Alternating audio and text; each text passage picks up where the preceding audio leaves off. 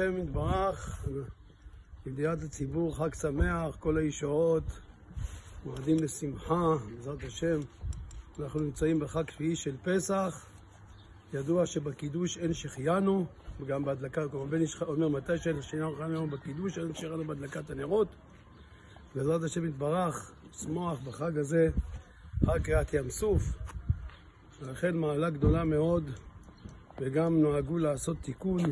בלילה הזה אנחנו לא עושים את התיקון הזה. זה מנהג שאומרים שתלמיד של הרב שבתאי צבי עשה את התיקון הזה של שביעי של פסח, לכן כל אחד ישן מוקדם אחרי הקידוש ויקום ואשמור את הבוקר. המנהג לקרוא מתוך ספר תורה את פרשת בשלח, ולצאת אחר כך בשעה 4 בבוקר לקום לקרוא את פרשת בשלח בתוך ספר תורה ואת שירת הים, ואז לצאת להתבודדות עד תפילה של הנץ. בעזרת השם כולכם מבורכים משמיים, ולהיות העיקר בשמחה ושמח.